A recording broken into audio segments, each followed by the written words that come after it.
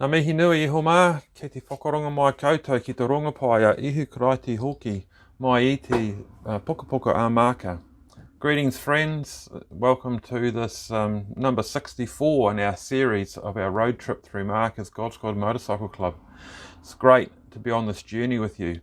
I'm Buckshot, speaking to you from Te Upoka or Te Ika, the head of the fish, the bottom half of the North Island near Wellington in Aotearoa, New Zealand. If you've just joined us for these presentations, we've been doing them for a long time now. There's a lot of water has gone under the bridge, and it'd be really great if you could check out some of the earlier posts that set out a lot of the background and the direction of the story that Mark is spinning about Jesus that means so much to us in God Squad. We talk a lot in Squad about our location, where we stand and what we see from that place. For the last 1800 years or so, the Church of Jesus has been in a place of ascending power and influence. That place today has been scuttled really, probably from the 50s and 60s onwards, and taken away from us. We no longer are the centre of the universe as far as power and control is concerned. However, some in the Church seem hell-bent on reclaiming that place of power and influence, and consequently behave in some very strange ways, I think. For me, I see the stripping away of our place of power as a blessing, actually. It's an opportunity to return to the origins of the story about Jesus that we're following through the book of Mark. For the last 20 or so sessions of this journey, we have been walking through the last week of Christ's life, from the entry to Jerusalem on a donkey, debates in the temple courts, plots to kill Jesus, and even an outrageous display of love and devotion by a woman to Jesus at Bethany. Then the Last Supper in a clandestine location, followed by the events in the Garden of Gethsemane. At each point, the disciples are finding it harder to stick with Jesus.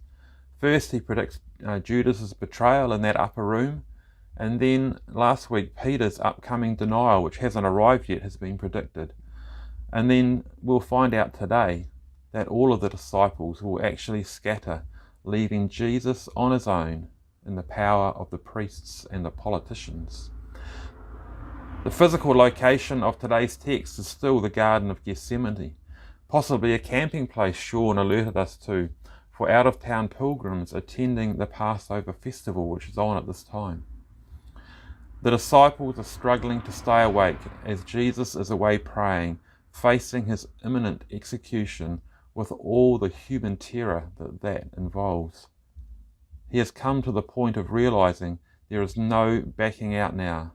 He must continue on the path in front of him as his whole support crew crumbles and falls away. Now, this is just a similar thing for any other activist questioning the ruling elite. There comes a time when the talking stops and the reality of exposing power gets real. Your body becomes a point of engagement and you feel the tension in your bones. And in the other Gospels we read about Jesus sweating blood at this moment. And your mates start to wonder if you're crazy. Already they're falling asleep on the job. When Jesus arrived in the garden 2 sessions ago, he predicted that all the disciples would stumble and be scattered. That will become reality very quickly in this moment of the story.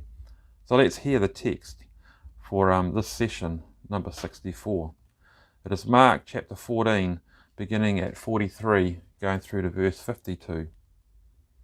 And at once, while he was still speaking, Judas, one of the 12, came up with a number of men armed with swords and clubs, sent by the chief priests and the scribes and the elders.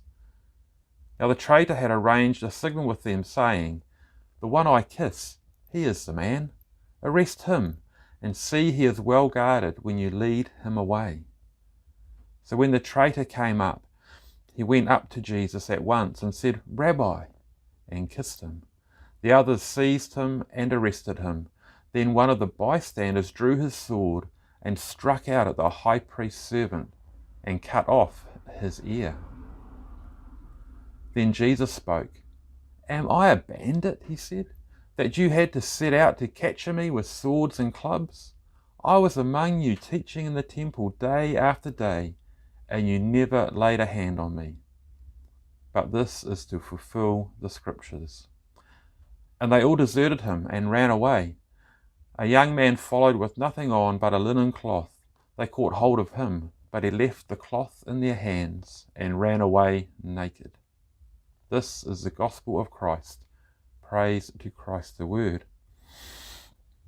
Now, I'm picking that some of you who are listening in will be familiar with the arrest process and all the hassle that can be. I have not been arrested myself, but I have come close quite a few times and have observed how it rolls. Sometimes you are attacked by a dog, other times electrocuted with a taser, then roughhoused to the ground, probably knelt on as handcuffs are applied, then frog-marched or dragged to a vehicle, accidentally smashing your head on the door as you are bundled in. Once you arrive back at the station, you may accidentally trip on the stairs and smash your nose on the exposed concrete steps, still handcuffed of course, and unable to break your fall. Next, you will be strip-searched to remove anything you may harm yourself with. There will be fingerprints and a photograph for the records.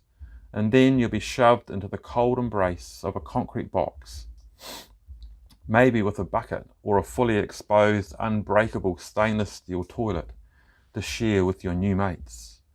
And of course, that photo will be published in the paper to let everyone know how awful you are. They never put in a wedding pic or a happy beach holiday, do they? It's always an ugly, awful image. Eventually, when it suits your hosts, you will be interviewed or interrogated about why you have ended up in state care, denied your freedom for a while. This process is designed to demean and break you down. It is violent and never polite, always so that you know who is in power, and of course, it is most certainly not you who has been arrested. So therefore, it should be no surprise then that the melee of Christ's arrest gets a bit messy. A posse approaches in the dead of night, armed with clubs and swords, while he's praying. This is state violence on steroids. No wonder a bystander reacts poorly, lashing out and cutting off the ear of one of the high priest's servants. Mark includes this comment to inform us of the terror of the moment, yet makes no remark about the morality of that act. It is spontaneous and reactive to the approaching doom. What Mark does get into, though, is the way this posse arrives. Judas, the betrayer, is leading the way and approaches Jesus with the agreed sign, an intimate and close embrace with a kiss. He had to get in close and personal. He couldn't afford to let Jesus run away, even though, of course, Jesus wouldn't have if he was going to get his collaborators' pension. They are carrying weapons, this posse, swords and clubs, to arrest the Prince of Peace, who has gently touched people in the open public spaces, healing and encouraging battlers to have faith.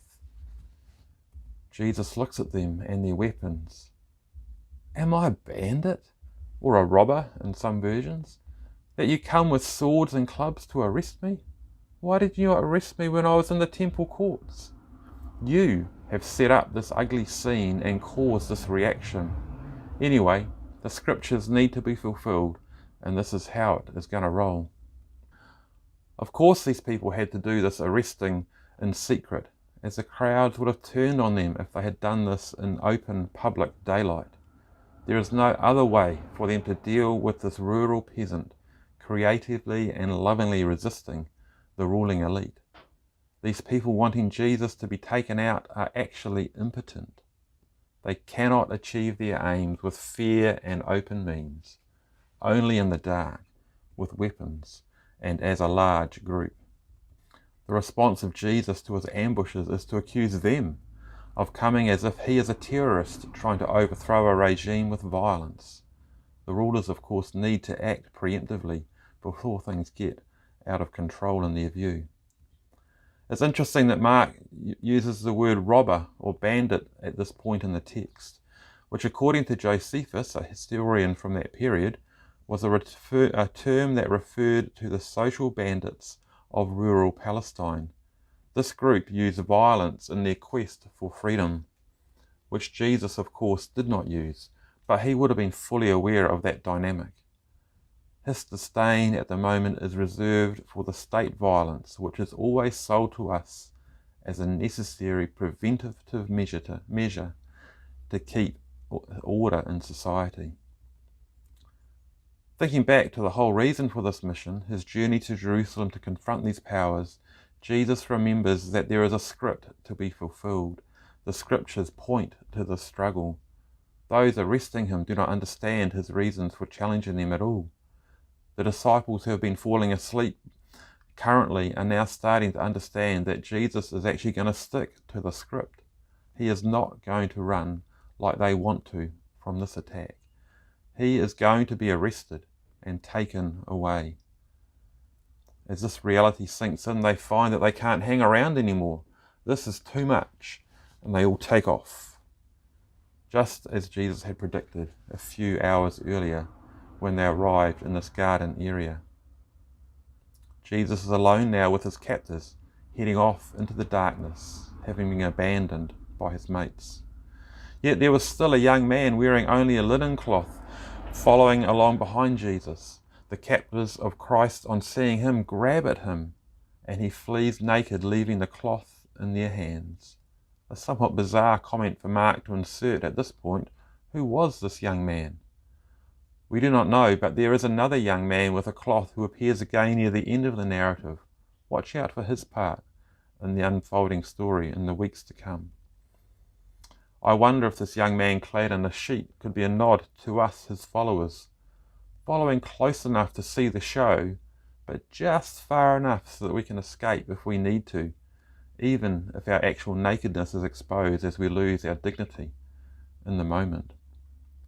The struggle between Jesus and the powers is reaching its climax.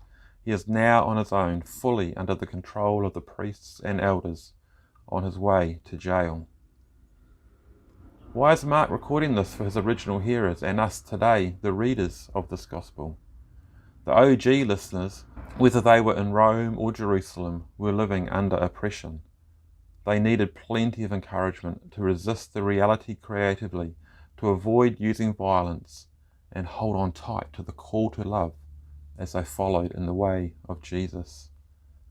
Our text for this pit stop ends with our last disciple fleeing naked, stripped of all he had with him. How has our discipleship journey gone? Have we got our life together and become nicer people, acceptable in society? Or are we gradually having all that we used to trust in stripped away so that we are butt naked, with nothing to hold on to except for the love of God? And right now, even this is tenuous, as Jesus is led away into the darkness alone, and we are fleeing in the other direction. How could this possibly be good news? One of the things I've come to appreciate from my language journey seeking to learn to speak Te Reo Māori, the language of this land, and also through my membership in God Squad and becoming a patch biker, has been that it is actually okay to not know everything, to not understand what is going on, and to not be in control of a situation. Seeking to maintain control and be fully knowing can drive us to some bizarre behaviour, even to behave like this posse approaching Jesus for the religious leaders of the day. Being stripped of that is a gift, maybe an unwelcome gift to start with. But Sean mentioned a few sessions back that this gospel is not a manual on how to start a church. It is a call to follow Jesus as a disciple. How are we going when the rubber meets the road in the dead of night, when we are stripped of all we hold dear to, and the dream of a new life is disappearing into the dark to be beaten and tortured? That is where we are at now with this Gospel of Mark. We are running away from the violence of the state as our hope is gone. The dream is over. We are not at the end yet though. There is more darkness and more terror to come. Stay connected as we continue to read this story together. May we have ears to hear and eyes to see where the kingdom of God is in the mess of the mob taking Jesus away. Kia kaha, kia mai, kia manawa nui, I roto I te aroha o te ariki. Be strong, friends, be brave, be steadfast. in the love of our Lord. Rangamārie ki a tātou katoa. Cheers, and God be with you.